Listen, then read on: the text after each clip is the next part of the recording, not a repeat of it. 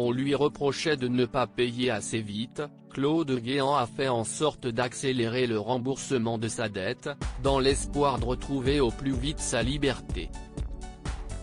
Incarcéré depuis une semaine à la prison de la Santé, l'ancien ministre de 76 ans a payé jeudi dernier sa dette au Trésor public et a demandé sa remise en liberté. Une information rendue officielle par son avocat, confirmant une information d'Europe 1. Ce dernier a également fait savoir que son client demande sa remise en liberté.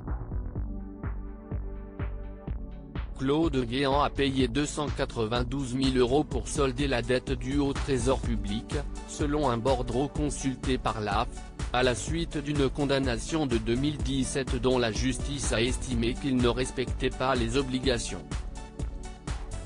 Dans le détail, Claude Guéant a payé 133 315,95 € pour placer sa dette à zéro mais a aussi réglé celle d'un des co-condamnés, qui n'avait pas payé toute sa part et il s'agit d'une dette solidaire donc due à 100% par chaque condamné, selon son avocat, me Philippe Boucher-El Ghozi.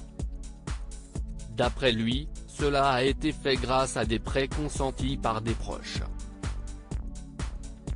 Claude Guéant avait été placé lundi en détention au centre pénitentiaire de Paris-La Santé en application de la condamnation de 2017, une première pour un ancien ministre de l'Intérieur. Dans l'affaire des primes en liquide du ministère de l'Intérieur, l'ancien bras droit de Nicolas Sarkozy avait été condamné le 23 janvier 2017 en appel à 2 ans d'emprisonnement dont 1 an avec sursis probatoire et 75 000 € d'amende. Il purgeait cette peine, devenue définitive 2 ans plus tard après le rejet de son pourvoi en cassation, sous le régime de la liberté conditionnelle.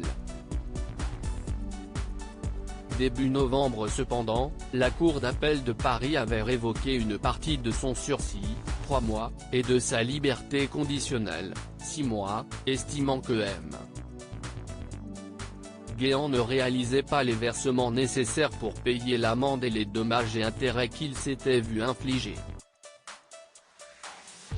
Est en exécution de ces décisions que Claude Guéant a été placé sous écrou, pour 9 mois, avait précisé à l'AF me Boucher-El Ghozi.